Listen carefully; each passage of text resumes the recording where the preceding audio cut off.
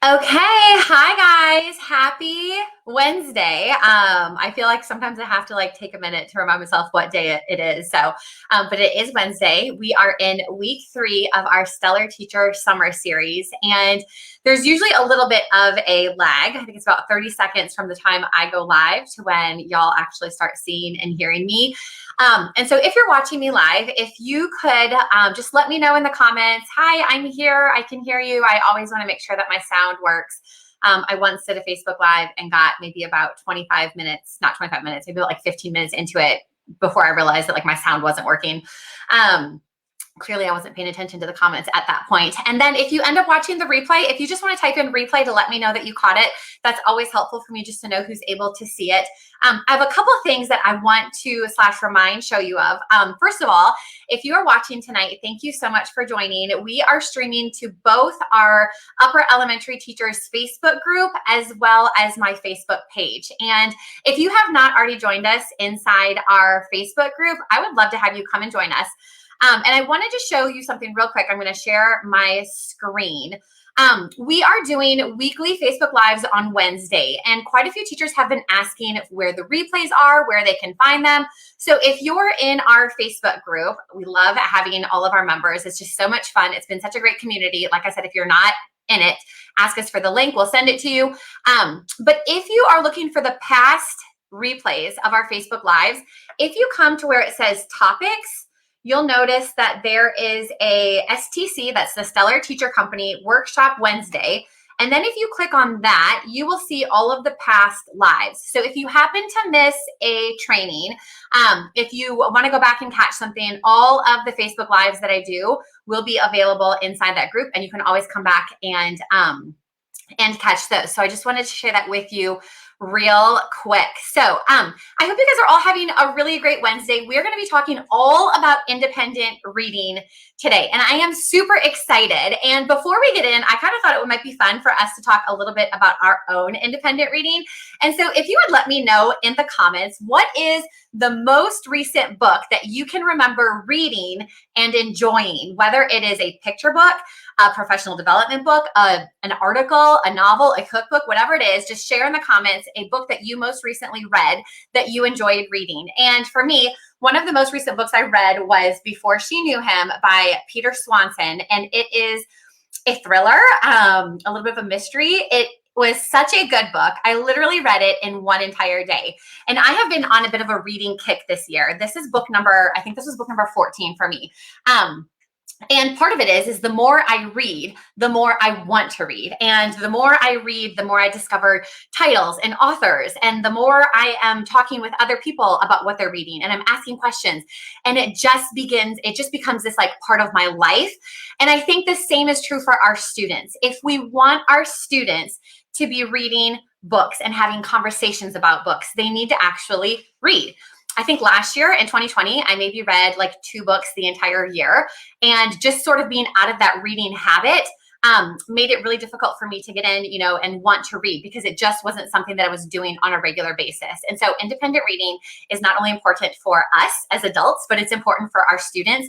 And if we want them to develop these reading habits where they're reading, a book a week or a book a month, then they need to have practice doing that in school. So I'm loving some of these suggestions. Ashley shared We Begin at the End.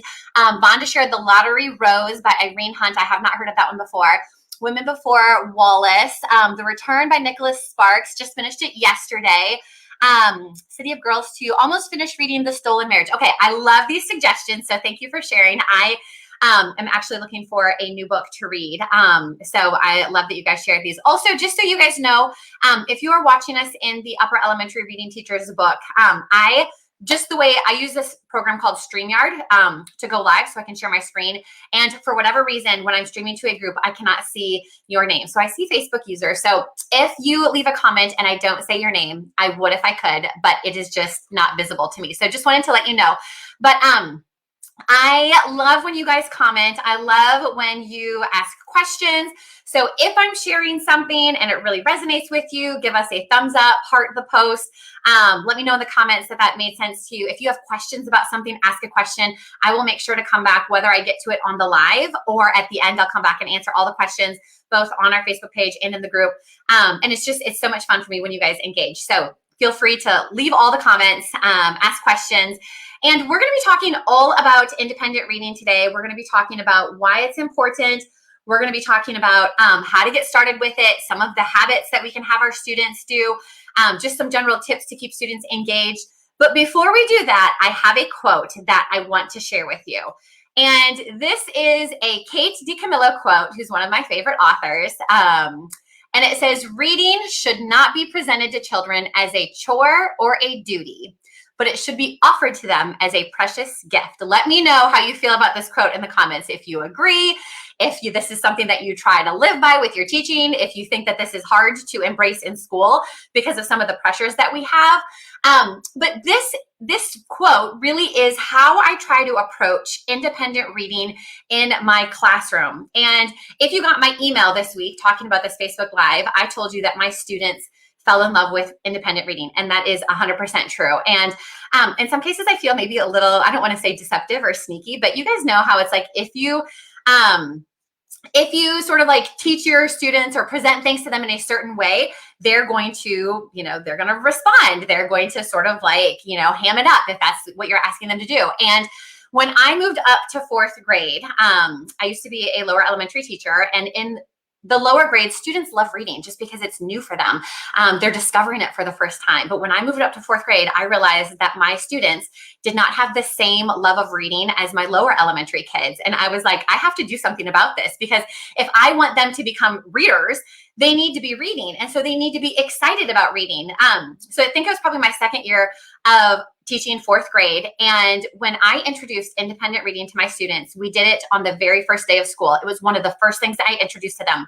And I made this big deal about it. And I talked to them how I was like, I'm going to show you guys or teach you about my favorite part of the day. And you guys are so lucky because every day you're going to get to sit down and read independently. And this is just going to be so much fun. And as readers, we get to explore books and we get to have fun. And I just made it this huge, big thing. And I talked about how we're so lucky and it's my favorite time of the day. And then every time it was independent reading, I literally would say, okay, you guys, I'm so excited. I've been waiting for this all day. It is time for independent reading. And I just got so excited every time we talked about it. And my students literally would cheer. They would say, yes, yay, I can't wait. I've been waiting for it. And I think in some cases, I had students that were genuinely excited about it. But I think a lot of them responded that way to independent reading because I presented it to them in a way that was exciting. And they mirrored the way I talked about it. And after a while, when we kind of get through those first couple of weeks of independent reading and, the honeymoon phase of school is over and you start to have some annoyances and frustrations. And I think it was probably like my first bad day of school and was just frustrated. We didn't have time. Things weren't going well. Maybe kids were starting to talk or whatever. And I said, okay, it's time for independent reading. And I had no enthusiasm. And my students all just automatically went, yay! And then they sort of got, wait a minute, are you not excited about this anymore? It's like, you said this was your favorite time of day. Where's your excitement and enthusiasm? And just their response reminded me that I should be excited about it every day because I want them to be excited about it. So as you think about independent reading, I want you to think about how are you presenting independent reading to your students? Are you presenting it to them as this is a chore? This is homework. This is something that you have to do. It's an obligation. Or are you introducing it to them and presenting it to them in such a way that makes them excited, that makes them enthusiastic, that makes them believe that they can be competent? So today, we're going to talk about, first of all, just kind of why independent reading is important. I'm going to talk a lot about how to build those solid independent reading habits with your students at the start of the year. I'm going to talk about how to keep your students engaged in independent reading and some things that we can do that keep them excited and motivated.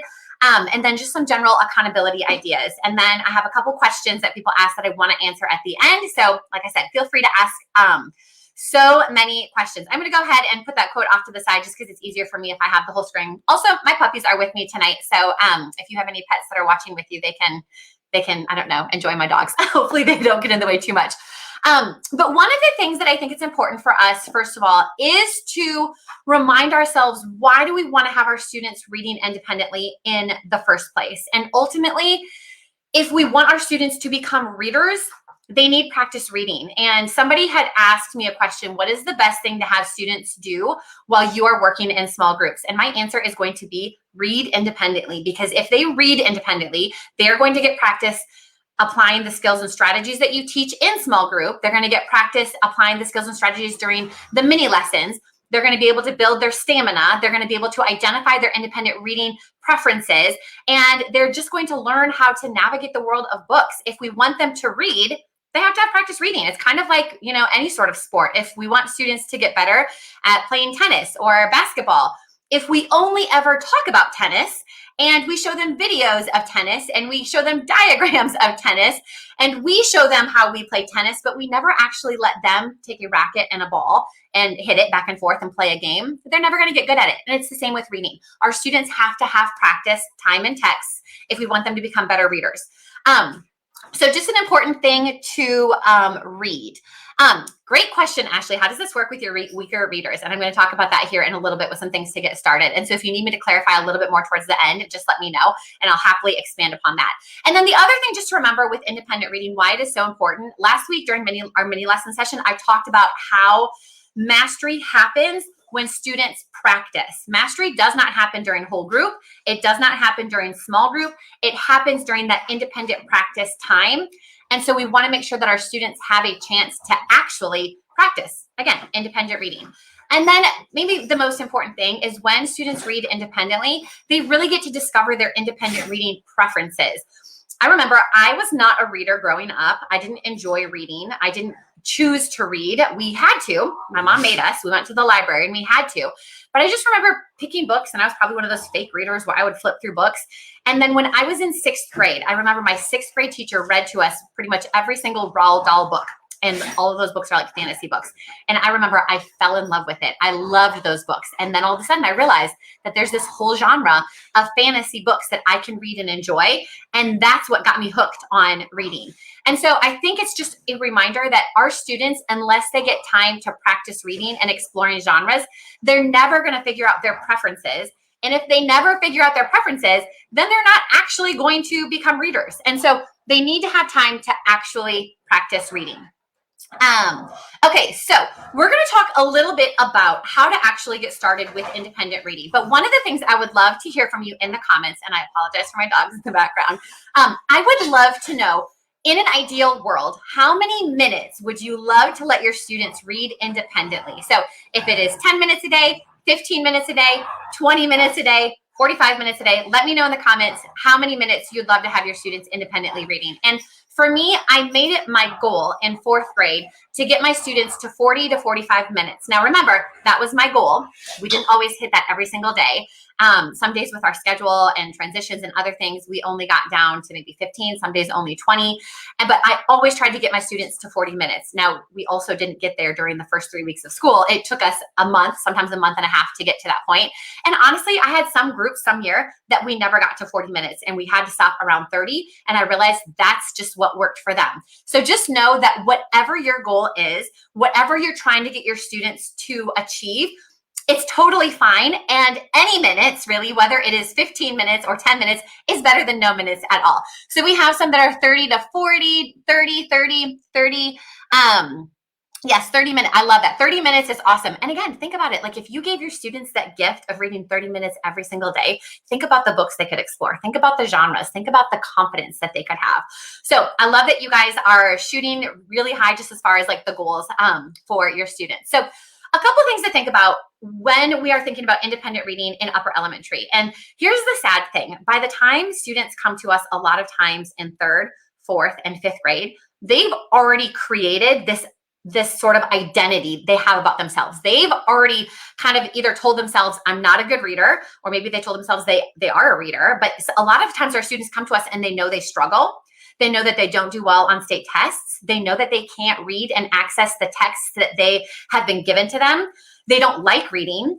And so we have a lot of challenges that we have to overcome if we want our students to read independently, enjoy it, and actually have it be beneficial. So we're going to have to go ahead and kind of talk about those things. So the first thing that I want you to think about is it's not all going to happen right away. And just like how we have until the end of the year for our students to master the standards, we have until the end of the year to get our students to become independent readers. So don't try to rush the process. Don't try to get it to the point where, by the end of the week, we're going to know all the things we need to know. And by the end of the first 3 weeks, we've built up our stamina. Just know that it is a process. And for some students, it might happen quickly, and other students, it might not. One of the things that I try to do is and I mentioned this last week, I will try to dedicate the first 3 weeks of my school year to what I call launching reading workshop. And for the first 3 weeks, we don't talk about content. We don't talk about, any of the standards. We talk simply about reading habits. We talk about our behaviors, and we talk about routines. And we try to really focus on building this community that is centered around reading. And so I usually spend one entire week during those first 3 weeks talking about independent reading. And my objectives vary from year to year. And a lot of it depends on the students that I have. And this is where it's important to have sort of this idea of responsive teaching. We want to make sure that we are responding to our students' needs. Sometimes you might have to teach your students the difference between fake reading and real reading. And sometimes your students might come to you already having that understanding, depending on, who their teacher was the previous year, or, how your student or how your school uses reading workshop. So just know that every year your instruction and your introduction to reading workshop or independent reading might look differently. But some of the objectives that you might want to consider teaching during that first week or that week or two is talking about building stamina. And the way I did it in my class is we would start off the first day. Honestly, I would let my students read independently, and it would be no more than 10 minutes. I would tell my students that, we're going to try to read for 10 minutes. And then usually I would go 5 to 6 minutes and I would cut them off. Because if we can get 5 to 6 minutes, first of all, you always want to, when you're building your stamina, you want to stop your students before they get to the point where they are fatigued or getting distracted. So you really want to sort of be able to watch and observe. And when do you notice that your students are sort of going to drop off? And so a lot of times it'd be around that 5 or 6 minutes, and I would just stop and I would say, oh my goodness, I know I said we were going to keep reading, but I was just so impressed and amazed. You guys did such a good job. I noticed, and then I would point out a couple of habits and behaviors. I know so-and-so, was, quiet. They had their, nose in the book. I could tell by their facial expressions. They read the whole time, whatever it is. And then that's it. And then we would be done for the day. But then my students would say, well, what about the rest of the 10 minutes? And I said, well, we don't have time. We'll come back to that tomorrow. Or, we've got something else we need to talk about. Or I have a story I want to share with you. And that kind of left them hanging. And so I would try to create this sense of, wait a minute, I want more time to read, versus cutting them off, or, letting them go and then stopping when we've noticed a problem. So it is okay if, as you're building that stamina, you only give your students 5 to 6 minutes, and you could do that for the first week or so, because then they're building that stamina very slowly. But we would slowly build our stamina. I would add 30 seconds to a minute every single day.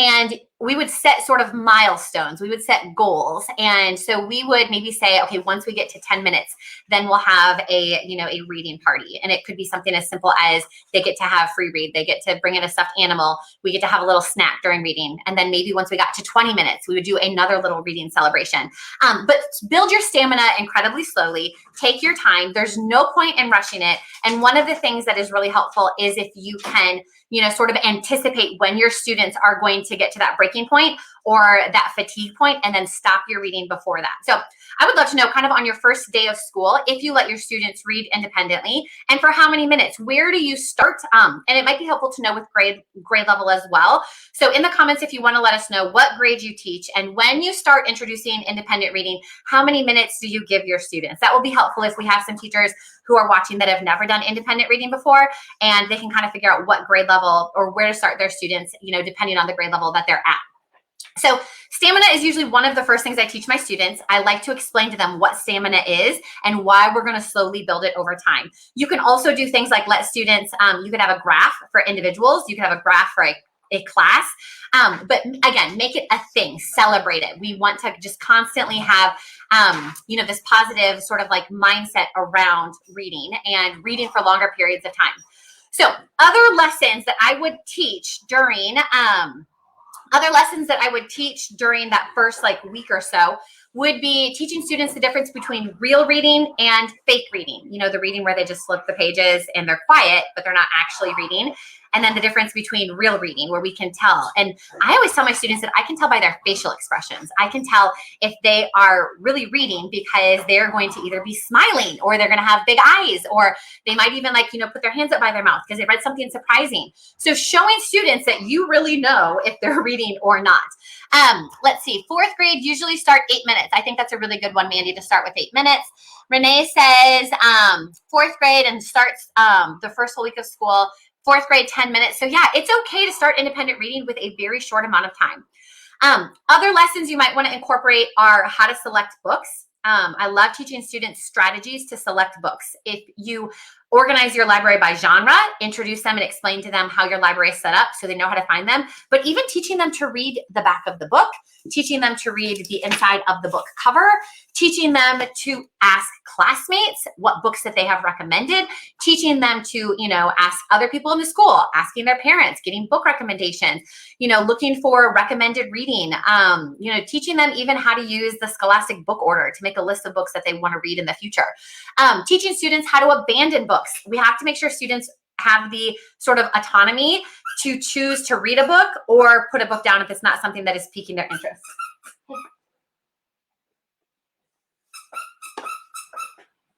I'll take that. Thank you.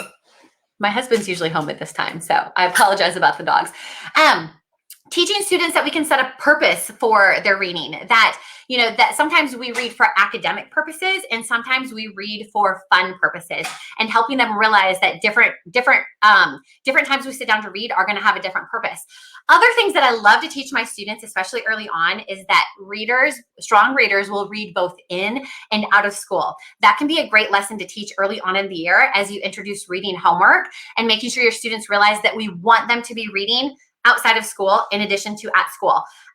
Teaching students that our readers will explore a variety of genres and that we want our students to explore reading. You know, if they've only read fiction books, or if they've never read a fairy tale, or if they've never read a biography, that they want to explore a book. And just because they pick it up and they read it doesn't mean that they have to love it. It doesn't have to be their favorite, but they want to be exploring books. So that can be a mini lesson that you do.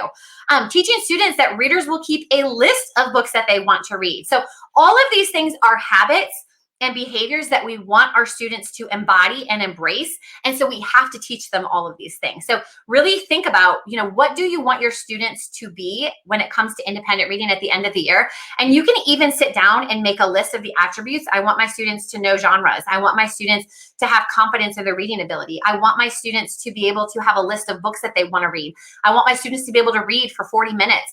I want my students to read in and out of school. And whatever attributes are on those lists, make plans to teach those as a mini lesson at some point during the year. That's a great place to figure out sort of how to teach your students to become independent readers. So all of those lessons, and then of course start small and then slowly build up your stamina. Other things, and I'm curious because I know that sometimes in upper elementary, not only do our students have this idea, but I know sometimes teachers, this was a misconception that I had as well when I moved up to fourth grade, is that my students needed to be reading chapter books. So I'm curious, do your students read mostly picture books for independent reading, or do they read mostly chapter books? And I'd love for you to let me know in the comments if your independent reading is usually picture books or chapter books. And one of the things when I got my master's in curriculum and instruction, I had a professor that talked all about the importance of our upper elementary students reading picture books. I love that Michelle said both. I'm so glad to hear that. That's excellent. And one of the things is if you are, okay, both, good. You guys are on the right track here. If your students typically mostly use chapter books, or even if they gravitate towards chapter books, you want to push them in the direction of picture books. And a couple things that I like to do. So during the first couple weeks of school, I will not have my classroom library open yet. And even though we're reading independently, I haven't introduced them to the library. I haven't shown them, how the library is organized. That gets later. But what I'll do is I will put a bin on each of my tables or my groups of picture books. And that's what they use for independent reading. And so many of my students are, hold on one second, guys. I'm so sorry. Come on. Out. Thank you. Come on. Out. Come on. Andy girl, come on. This is usually like the witching hours with my dogs where they are so excited to play. So if you have pets, maybe yours have the same sort of energy at the end of the day, but they can go play out in the living room. So one of the things that I would do is I would put a bin of picture books on their tables, and I would rotate the bin between the groups. And so every day during independent reading, and we're just 10, 12 minutes here to start, they would have picture books to read. And so many of my students were excited to read chapter books because the older they get, the more chapter books they want to read. But I told them that we're just focusing on picture books. And I do picture books for a couple reasons. First of all, if you have lower level students who struggle with reading, they are much more likely to be successful if they are able to read a picture book because they have the support of the pictures. Picture books are shorter, so they can actually get through an entire book. And a lot of times they will be able to reread books that you've read to them as a class. So using picture books is a great way to boost the confidence of your lower level students. And at the start of the year, I love sort of requiring all of my students to read picture books because that kind of levels the playing field. I know sometimes our reluctant readers feel like if they're the only ones who aren't reading chapter books, they feel like it's an obvious sign that they are a struggling reader. And so I love just requiring all students to do, Ashley, I'm so glad that your dog does the same thing. Thanks for making me feel a little bit better. But I love sort of making all of my students read picture books at the start of the year. And then it reminds them how fun it is to read a picture book and how great it is. And I encourage my students to read picture books throughout the entire year, because it's a great way for you to even be able to assess and see if a student can apply the skills that you're teaching them. It'll be easier for you to determine if a student can apply those skills in a picture book than if it is a long chapter book. So because at the start of the year, everybody's reading chapter books, I then tell my students, anytime you go to the library, get a chapter book and get a picture book. And then it just makes it, like I said, a little bit more even as far as our students who are struggling readers.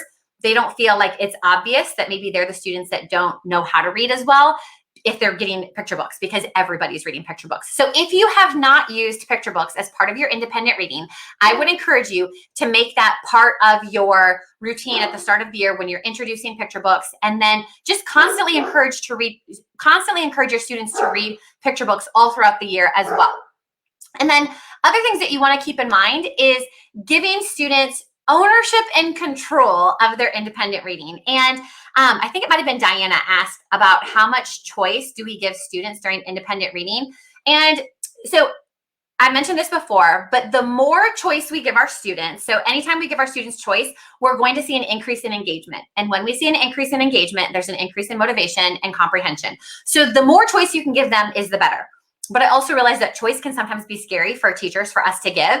And so if you have never given your students choice, maybe make it your goal that at some point, whether it's this year or next year, you want to create a reading block where your students every day can choose books and that they'll be engaged and that they can read the entire time. But if you're not there yet, that is completely okay. Maybe you start by saying, okay, on Fridays are the days that my students get to choose whatever it is they want to read. I'm going to give a little more controlled choice during the week, but on Fridays, they get to choose. Or maybe it's 2 days a week. Or maybe you give your students half of the independent reading time to choose to read whatever they want, and then the other half you assign it.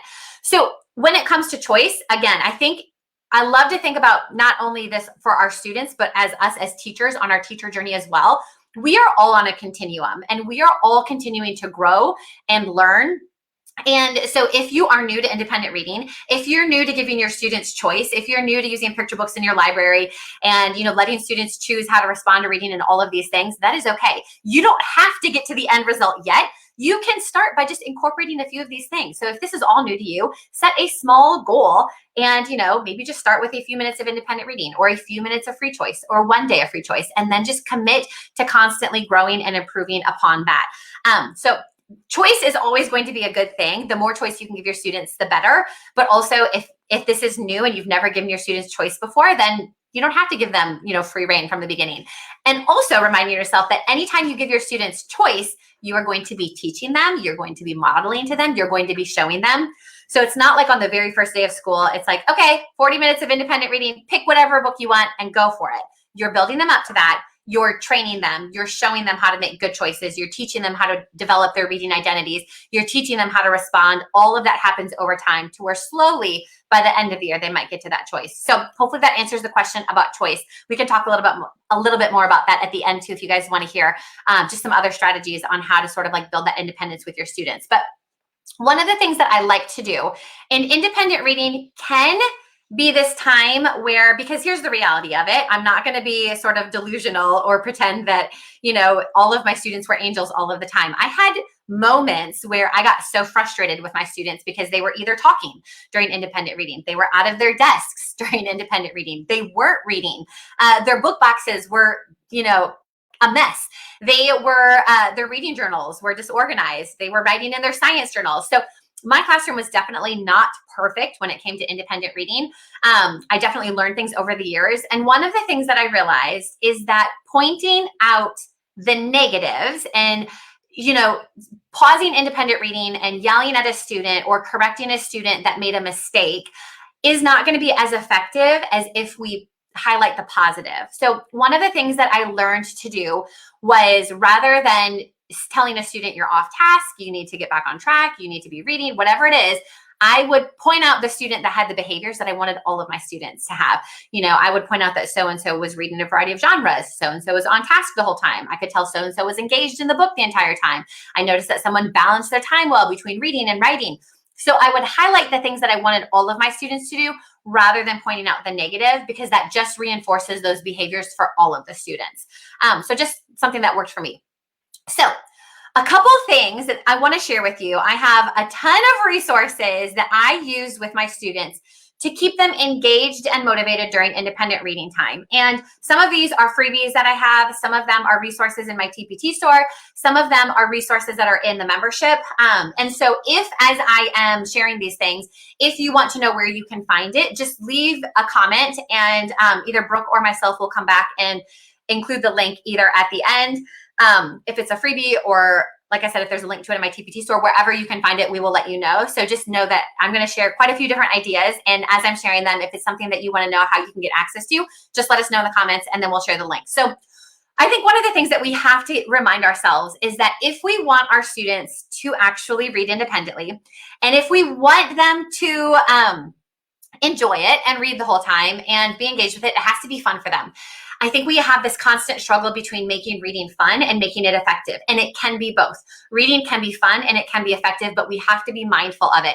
We have to remind ourselves that our students need to be excited. They need to be engaged. They need to be motivated. They need to, be excited about what we're putting in front of them. So I would give my students a wide variety of sort of accountability tools, of response things, and I would constantly switch it up, because I know that I have a short attention span and I'm an adult, and a 9 or 10-year-old, even if they enjoyed something one week, in a couple weeks, it's not going to do the same trick. So just know that how you start the year with engagement might not be how you end the year. And you might have to constantly introduce new ideas or strategies to keep your students motivated and engaged. So what do you grade for reading workshop? Great question, Mandy. And so what do I do for a reading workshop as far as grades? A couple things. I'm going to answer this real quick and then I'll share some of the resources. So one, I did this, and a lot of it would depend year to year what my school, the grading standards were.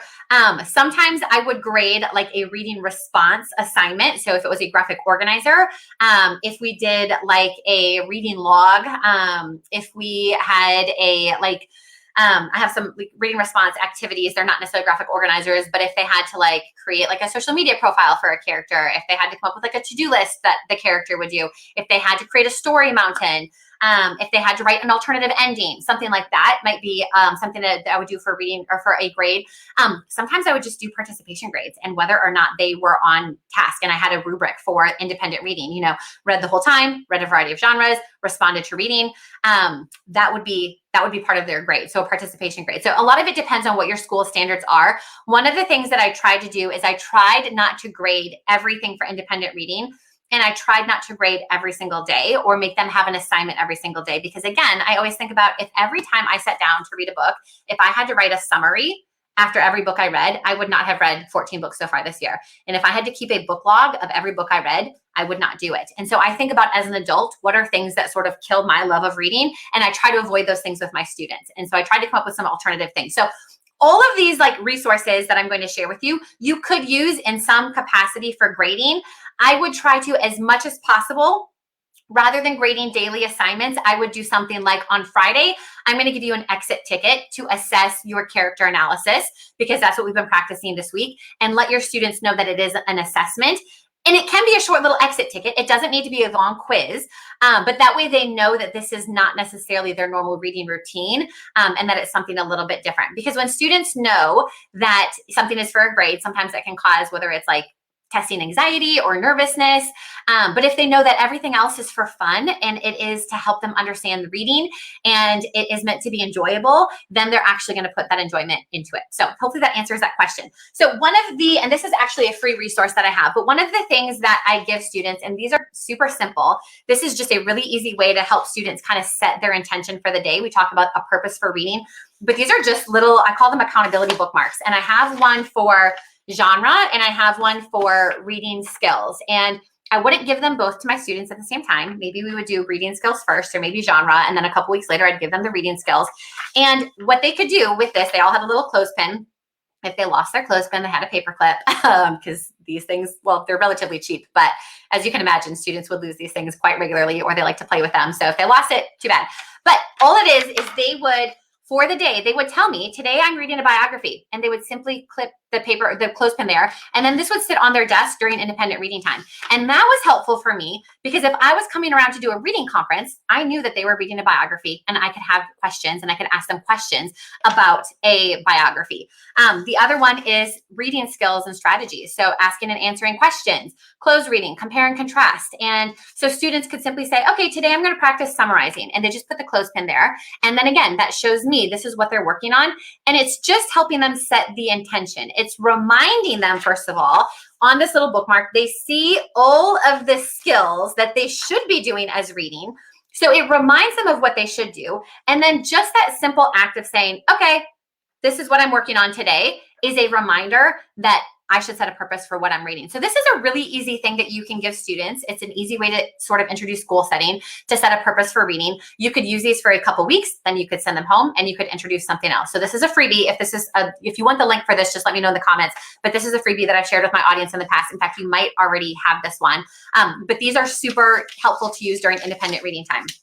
Another one of my, this is also a freebie, and this is one of my favorite things that I have created, but this is a genre, I call it, it's like choose your own adventure. It's an inventory, but I use this at the beginning of the year to help students figure out what books they want to read. And they all start at the beginning, and, you know, it says, do you enjoy reading books with pictures or mostly texts? And depending on their answer, they go to a different place in the flow chart. And then it, you know, do you prefer picture books or chapter books? Would you rather be entertained or learn something new? You know, would you rather prefer to read books with people or animals, or people as the main character? And so it just shows students the types of reading experiences that they want to have, and it helps them discover the genres that they enjoy reading. I am such a huge fan of helping students really understand the genres, because again, if we have students that don't like reading, it's not that they don't like reading, it's because they haven't found the books that they enjoy yet. And so this can be a great tool to use at the beginning of the year to help students figure out the genres that they enjoy reading. And you could, a couple things, I have this for another example, but you could put it in one of these like sleeve protectors, and students could have a dry erase marker, and literally every day, it would take them no time at all. Every day they could just go through it with a dry erase marker and figure out the genre that they want to read. And then they could pull that book from the book bin or the library, but it's helping them sort of solidify their own personal reading preferences and helping them realize that there is a reading experience that exists out there that they're going to enjoy. So this is another freebie that I would love to share with you. Just let us know in the comments if you'd love that link. And then if you have followed me for a while, and let me see if I can find where it is. If you have followed me for a while, then you've definitely seen me talk about these on Instagram, but I love giving students sticky notes. Let me know in the comments if you have ever printed on sticky notes, because that's exactly what this is. Look, it's a sticky note with a little graphic organizer on it. And these are one of the very first sort of like response templates that I would give students. And I started using these for a couple reasons. First of all, I used to have students use a reading journal where every day they would write down the book that they read, the title of the author, a very traditional sort of reading log, and I had them write a summary of the book that they were reading. And I quickly realized that one, my students were very disorganized in how they kept their journal. They would start in the back of the book, they'd start in their science journal. And my students didn't enjoy writing a summary every single day. That became too much. And so I realized I needed to do something different to get them to write about their reading. And maybe something that all of my students felt confident and capable with. I realized kind of the longer I taught, the more I realized is that I have students that are not good writers. And if I am asking them to show me what they know and understand about reading through writing, I am never going to get an accurate picture of their reading ability, their understanding, their ability to use strategies. And so I came up with different ways for students to show me that they can, identify the main idea, that they can compare and contrast, that they can make inferences without writing about it. And so I love using the sticky notes. One, students love little sticky notes because it sticks on anywhere. They can stick it right in the page. And it's short, it's little. This is not overwhelming for students to complete. If a student knows that all they have to do at the end of reading is fill out this little sticky note, that is going to feel so much lighter, so much more fun than having to write an entire reading response or answer questions or even fill out a whole page graphic organizer. So these are so fun to use at the beginning of the year because the students are, one, it's a sticky note. They think it's so cool. They're going to be like, my teacher is like a magician because she can print on a sticky note. But it's small. This is an easy thing for them to do. And then, like I said, you can either have them stick it on the book, they can stick it in the book, or I never had these when I was in the classroom, but look at how cute these things are. I found these at Office Depot, and they're just little mini composition notebooks. You could even have your students stick the sticky note in the composition notebook and write the book that they were reading. And again, this is so much more fun for students than a big reading response activity, a log that they have to fill out. So it still is getting to the same purpose as a reading log or a reading journal, but it's presented to them in a way that might be more fun, might be more appealing. It's just cute. And one of the things that I would do, sometimes it would be a lot to print on sticky notes. So I would just print on the template. This is what the template looks like.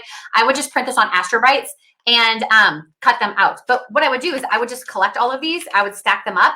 And then, if all of my students did the one on main idea, I would quickly flip through.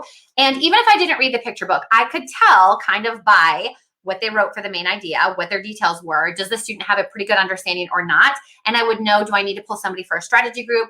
Do I need to reinforce this in a reading conference? And so it was just a really easy way for me to even check, what they're applying. So sticky notes. And even if you don't want to print on the sticky notes, you could give your students at the start of the week a pad of sticky notes and say, during reading this week, I want you to stop and jot 5 times.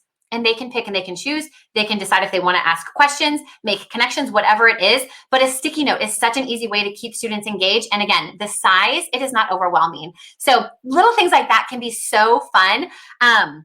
So fun to do that. Jennifer, I love how you said you're afraid to jam the printer with sticky notes. I remember when I first started, I was a little bit terrified as well. Just observe the direction the paper goes in and you will be fine. It does not jam up the printer, I promise. So yes, okay. Somebody asked about the notebooks. I got the notebooks from Office Depot. I found them when we lived in Houston. I think that's where I found them. And I just thought they were so cute. You might be able to get them on Amazon as well. But yeah, I just thought that this would be such a fun and easy way for students to respond to their reading. Other things that you can do, graphic organizers. I love graphic organizers kind of for the same reason why I love the sticky notes. Again, if it's, the whole purpose of the graphic organizer is for students to see the visual connection between their thinking with reading. I typically did not ask my students to write and complete sentences with graphic organizers. I would have them you just use words or phrases. So again, for our struggling students, it's less overwhelming for them to think about, okay, I only have to write down one word or a few phrases to complete this graphic organizer versus an entire sentence. We want to kind of think about the sort of, what is the path of least resistance that's going to help our students develop these habits. We can then easily transition them off the sticky notes, off the graphic organizers to more in-depth constructed responses later on in the year. But they have to feel confident if we ever want them to get there. They have to feel like they can be successful at reading. And so really, if you think about your goal for the first 3 weeks of independent reading is to help your students feel confident and help them feel successful. And all of these tools that I'm sharing are going to help your students do that. So one of the things that you could do is you could give your students a graphic organizer and put them in these little sleeves and then give them a dry erase marker. Again, It's the tool. Students love dry erase markers. They love that they get to have a little like pocket like this. They could even then pick and choose which graphic organizer they want to put in there. You're giving them choice, even if they're not choosing what they're reading, they could have choice in how to respond. And then they can write their response on this. These work great for small group instruction as well. So again, it's just a small little thing, but something like this is going to boost the engagement because the student loves a dry erase marker. So something as simple as that. Other things that you could do with graphic organizers, again, I love the mini thing. You can print them mini. I actually have a set of graphic organizers in my TPT store that come on a quarter page, but you can also change the printer settings to where your printer will print the graphic organizers, I think on a half page or a quarter page. And again, it's just small. If you think about a student responding to reading, this feels easy. The fact that I only have to fill this one little heart with their characters, traits, and feelings, that is not overwhelming to a student. So again, think about your most reluctant readers or your struggling readers. What is going to feel like something that they can be successful at when independent reading? And those are the types of things that you want to plan for the first couple of weeks. Other things that you could do is even giving yourselves, your students, little bookmarks that they can track their reading. This is like a little bookmark that shows students that, if they have a goal of reading 100 books, every time they read a book, they can fill in one of the squares, something they can do at the end of reading. It's quick, it's simple, it's showing them progress. This is another reason why I love to have students read picture books, is because if they read picture books, they could get to 100 books within the first month of school. And again, think about a student who is a reluctant reader, somebody who does not have a lot of confidence as a reader. If they could read 100 books, even if it's picture books, I mean, picture books that's still very much a book, but if they can read 100 books, that is going to start to shift their identity of who they are as a reader. So you want to think about, how many reps can I give my students with finishing books?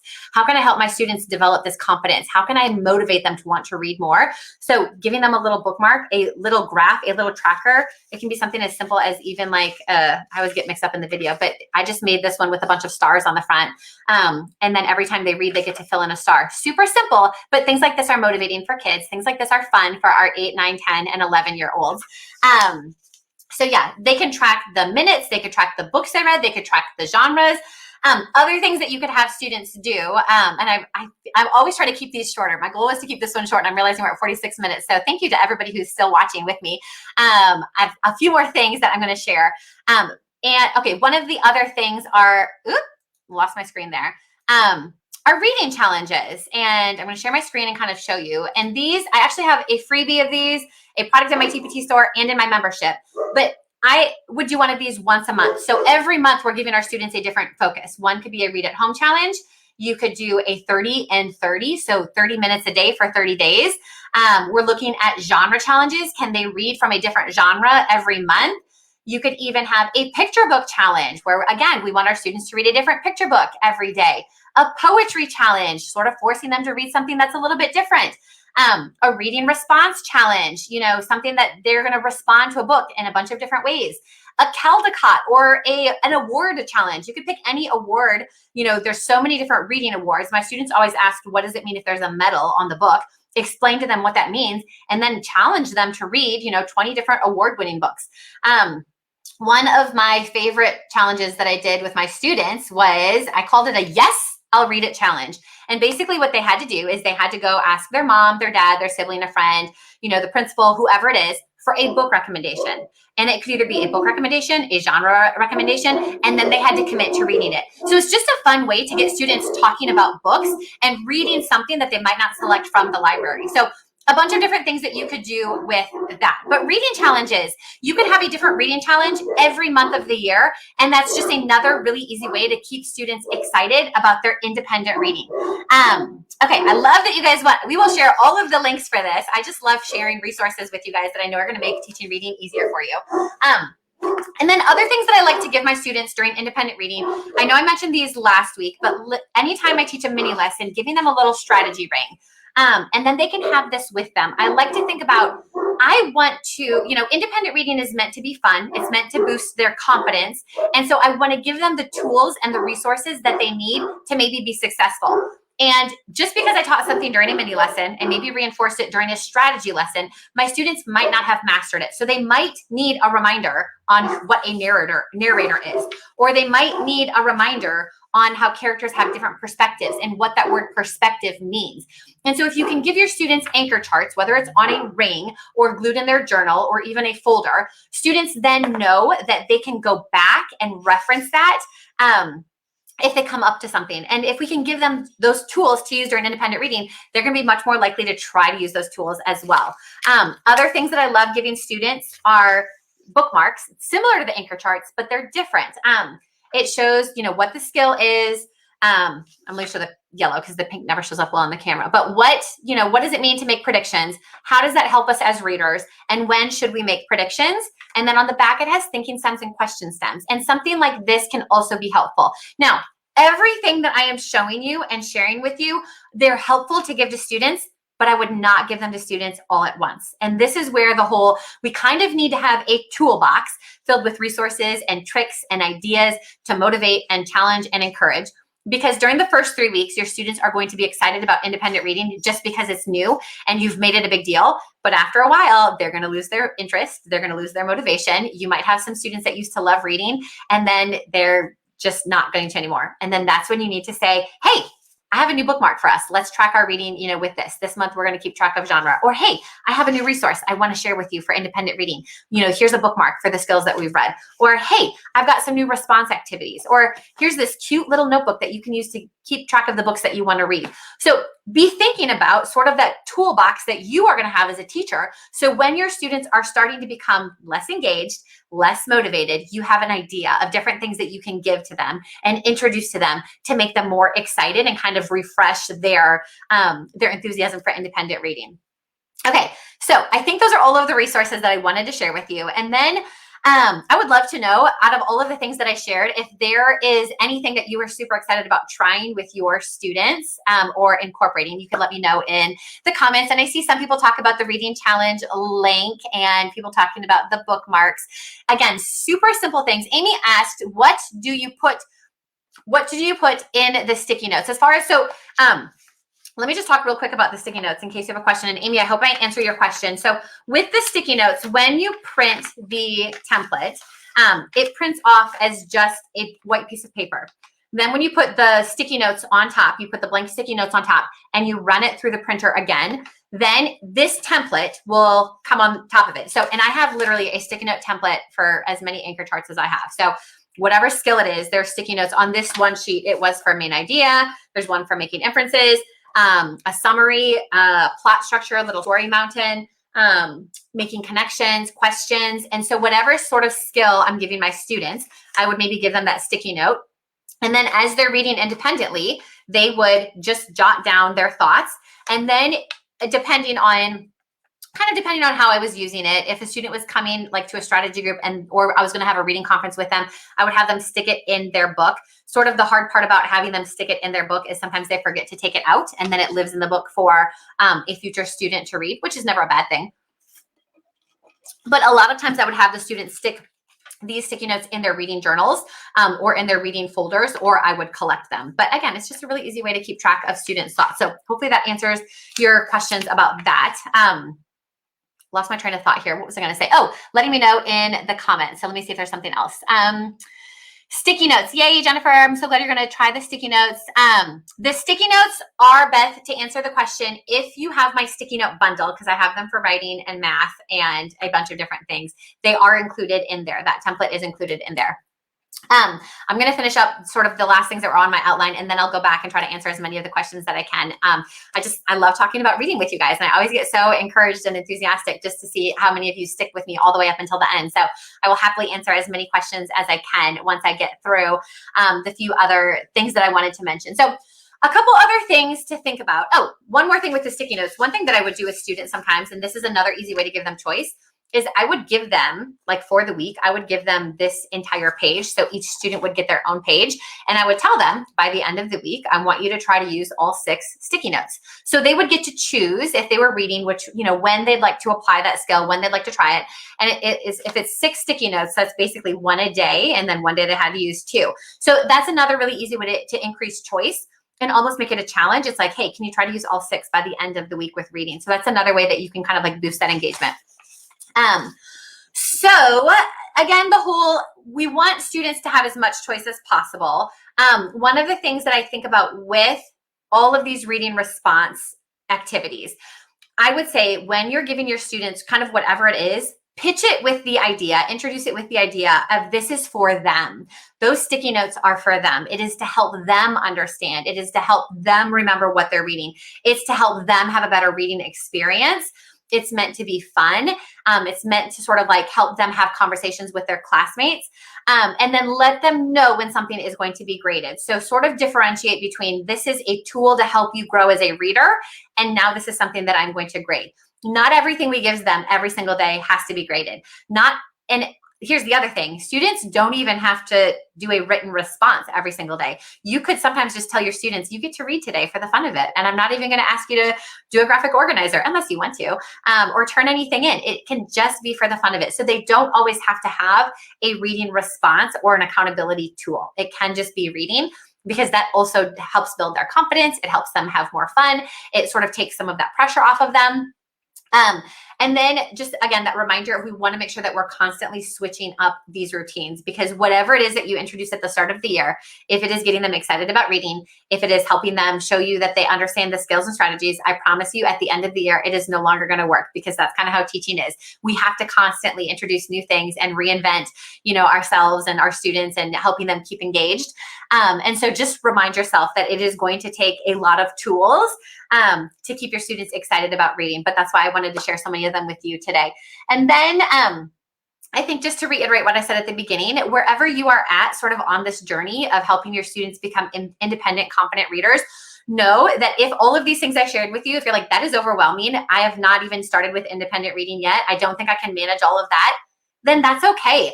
Don't. They're here for you when you are ready to take that next step. Maybe pick one of the things that I shared and try to introduce those during the first, week of school. Or maybe think about one mini lesson that you want to share that will help your students become, more independent readers, and introduce that. Or maybe just say our goal is only going to start with 10 or 15 minutes. So just know that you as a teacher and your students, we're all on journeys. We're continuing, constantly continuing to learn. I think about even now, I've been out of the classroom for a couple of years supporting teachers like you guys full time. And I always think, man, I've learned so much in my years being out of the classroom. In some cases, I'm like, I want to go back because I know that I have learned and improved. So just know that you will always be on a journey of improving. And so just commit to making some small tweaks and changes this year to help your students enjoy reading independently just a little bit more. So that is kind of everything that I wanted to say about independent reading. I hope you are getting excited about it. I just get so excited about the idea of students having time to read independently. So I'm going to try to go back and look for any questions that I might have missed to try to answer quickly in the next 4 minutes. And if I miss them, I will definitely catch them in the comments. I always go back and look at the comments. And then, like I said, we will definitely share links. I might go back and I'll try to, if you ask for a specific link, share it to you on your comment, but I'll also probably go back and in the description, include the links for the different freebies. That way you can get access to them as well. Let's see. Diana, I love how you said that you gave students at the end to share an independent book and encourage them to read and get other book suggestions. That is such a great suggestion. And it's kind of like letting your students do a book talk. I love having students keep a list. It kind of took me a while to realize that this is a good mini lesson to teach students, but I love having students keep a list of books they want to read, because then they know when they go to the library, they aren't wondering, what should I look for? They know what they're looking for. So letting students talk about their books with classmates can be a great way to have that list. Jennifer, yes, the sticky notes are in the membership. So this generic template is in the sticky notes, but then we've also, so one of the things that we're trying to do with our new membership site is we are creating alignment from whole group instruction to small group to independent reading. So for all of the mini lesson objectives, there is the mini lesson, there's an anchor chart, there's a little exit ticket, then there's a small group plan for that same objective, and then there's a graphic organizer and a sticky note template for every single one of the objectives. So if you're looking to specifically teach comparing characters, there will be a sticky note specific for comparing characters. If you're teaching your students specifically about, how to identify the narrator, there's going to be a sticky note specific for that. So the sticky notes are included in the membership, and they are specific to the objectives that are included for like the mini lessons and everything. Let's see. Okay, so last week somebody asked about the mini lesson. I have actually a couple blog posts about mini lessons, and then I'm not sure if you caught my live from last week, but it was about mini lessons. I will try to go back, and like I said, if you want to look in our upper elementary teachers Facebook group under the topics, you should be able to find it.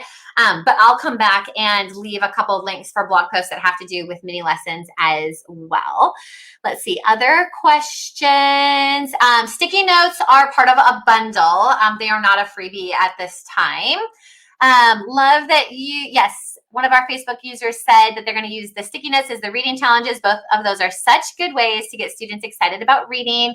I'm looking to see if I missed any other questions. They might have gotten buried with all of your excitement and enthusiasm for these resources. Let's see. Okay, here we go. Do you start right away, or do you wait until you've practiced, talked about those skills or genres? Great question, Emily. I'm so glad I caught this. So a couple of things with this. So one, some of your students are naturally going to start doing things in their independent reading before you've taught it to them, just because they're ready for it. And then you have other students that when you teach it, they're still not necessarily going to be ready to apply it to their independent reading, just because that's where they're at in their journey. So a couple things that I typically sort of like try to keep in mind as far as just like practice, whatever resource I am giving my students. So if it is a bookmark, if it is a sticky note, if it is a strategy ring, if it is even a little goal setting bookmark, I will not give it to them to use independently until I have taught a mini lesson on it. So that even means like graphic organizers, reading response activities, reading journals, all of those things. If you give your students a little mini notebook, teach them how to use it, because otherwise what's going to happen is they're going to do it incorrectly and they're not going to get the full benefit of it. So you definitely want to teach your students how to use everything, which means you're slowly going to be introducing these things over time. I think sometimes we forget that after, the first 3 weeks of school, we're really sort of like boosting up our students for, those habits and behaviors. And then we kind of transition into the skills, teaching about characters, theme, making inferences. But we still want to sprinkle in things that have to do with reading habits and behaviors. And so it's okay if in November you come back and talk to your students about how to respond to reading, how to find books in the library, how to abandon books, how to, keep a list of books that they enjoy reading. You can sprinkle those lessons in all throughout. So the nice thing is when you sort of ease into all of these things, really that first week, because you haven't taught them anything else other than to read, your students get to enjoy reading just for the fun of it. And especially if you focus on picture books. So sort of to answer your question in a short, very concise way, I will always introduce something before I let my students do it independently.